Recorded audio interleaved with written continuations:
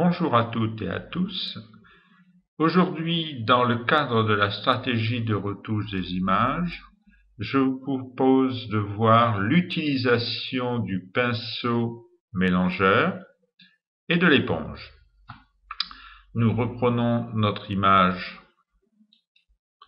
du cerf-volant.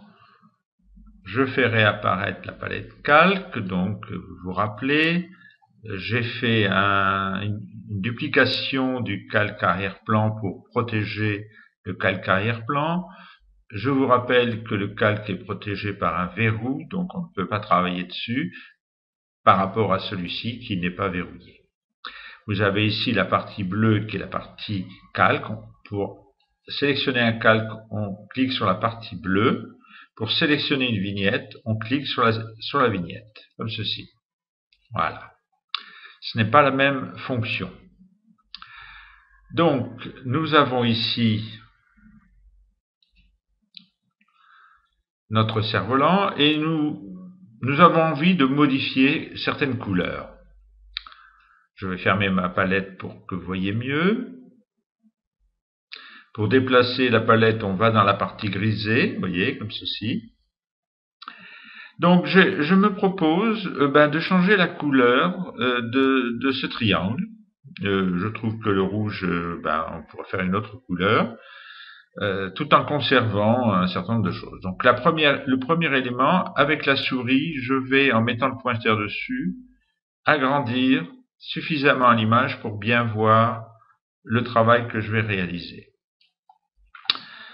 Il y a dans l'outil pinceau que vous avez ici, bien entendu, 4 outils en réalité.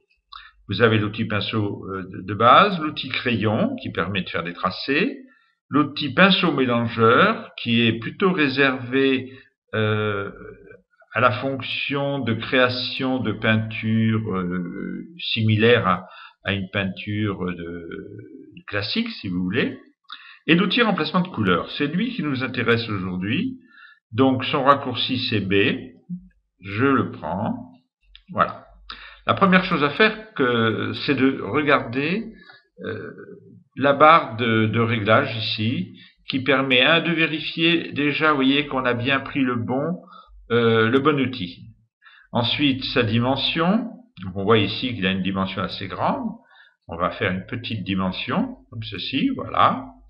On vérifie que la dimension est bonne.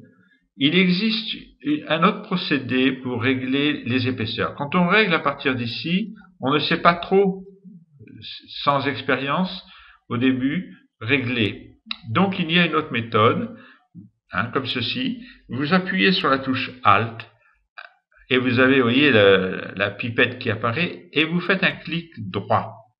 Et si vous travaillez à l'horizontale, comme ceci, vous avez la possibilité d'ajuster votre réglage.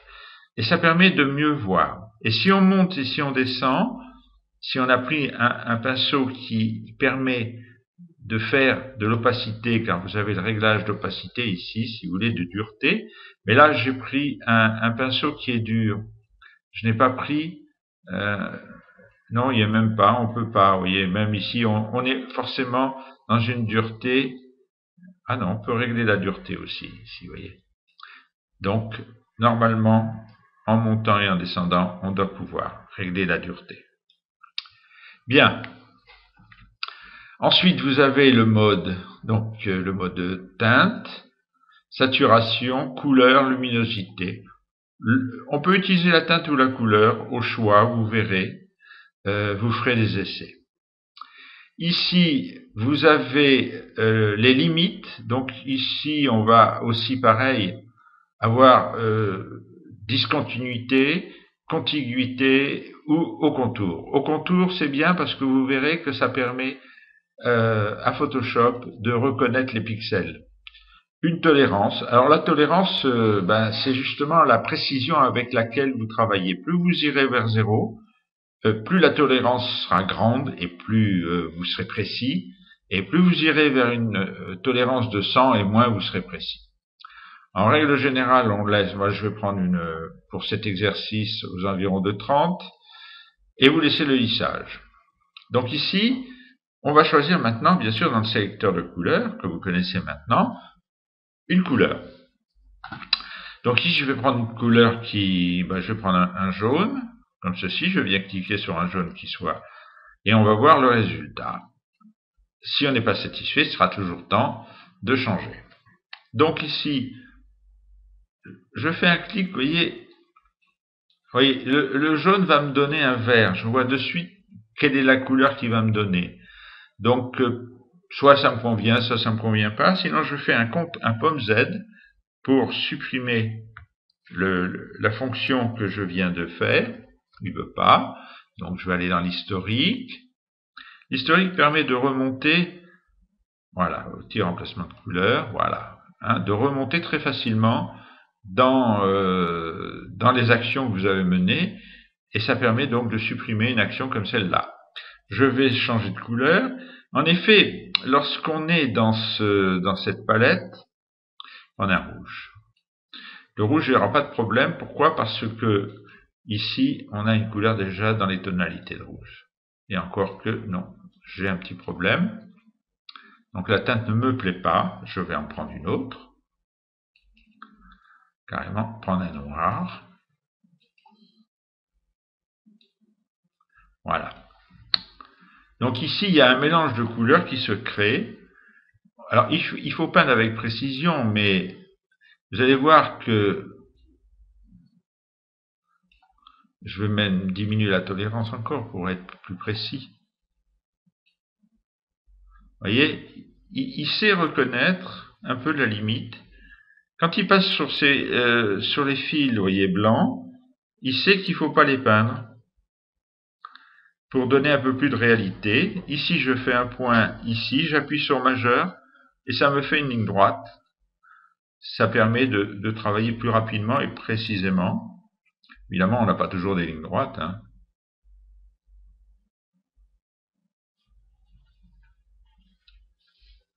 Voilà.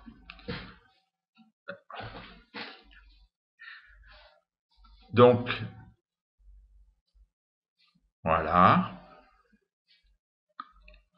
Vous peignez délicatement sur toute la surface.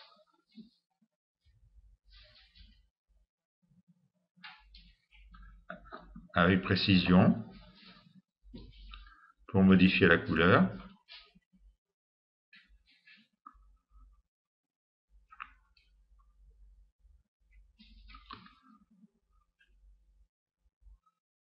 Vous n'insistez pas trop quand il y a des différences de couleurs, sinon vous pourriez marquer. Voilà.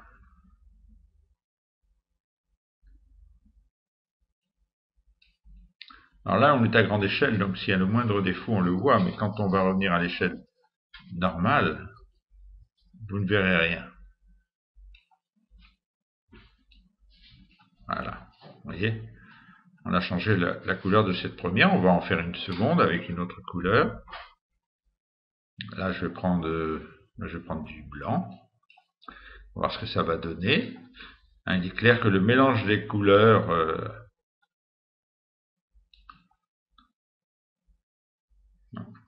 ferme un petit peu mon pinceau. Là, ça ne me donne pas une couleur qui me plaît. Je vais en reprendre une autre. Voilà, j'ai pris une couleur verte qui me paraît plus sympathique. Donc là, c'est pareil, majeur, et je viens ici, et hop, le trait se tire. On va agrandir un petit peu, baisser un petit peu pour aller dans les coins.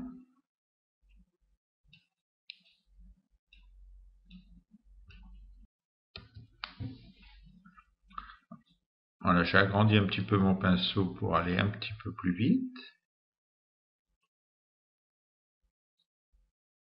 Alors, il faut être patient des fois, il ne faut pas hésiter à prendre son temps, car c'est vrai que c'est pas évident. Mais vous verrez qu'avec l'habitude, ça posera pas de problème, à condition de vouloir bien sûr changer des couleurs, ce qui n'est pas toujours le cas. Là, c'est simplement pour vous montrer les possibilités de Photoshop que je fais ça. Et vous voyez qu'il ne prend pas en permanence la totalité, c'est pas comme un pinceau qui peint, il garde les nervures, il garde la forme, il y a tout un travail qui est fait avec ce pinceau qui est tout à fait exceptionnel.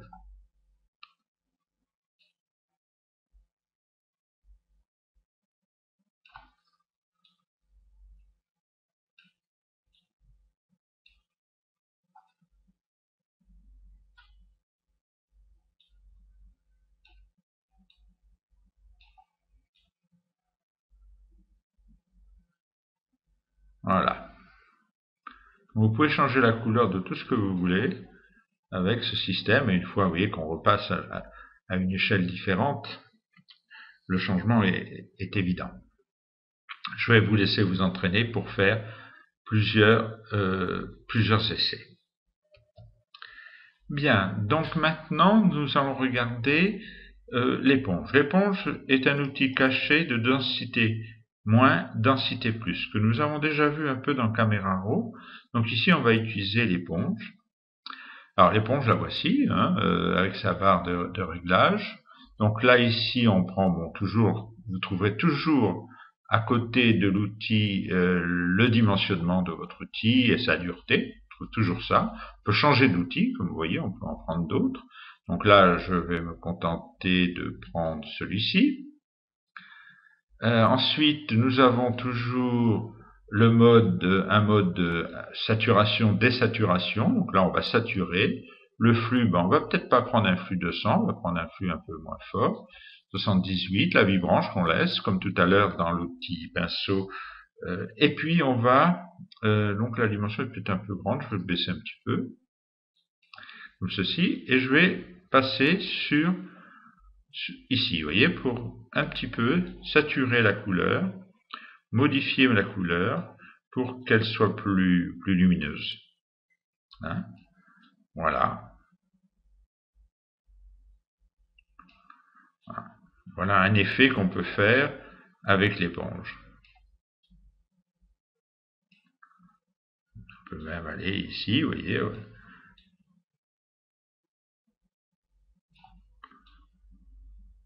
Ça permet de travailler vos images d'une certaine façon.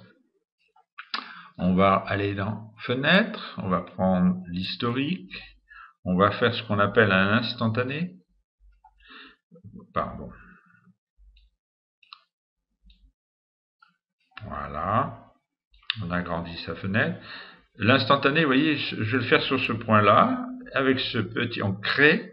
Rappelez-vous, quand il y a une poubelle, il y a une création. Donc, on crée. Et là, j'ai mes instantanés. Au départ, j'avais donc une image qui était comme celle-ci. Et sur le dernier instantané, mon image a changé. Vous voyez que les effets ne sont pas négligeables sur une image.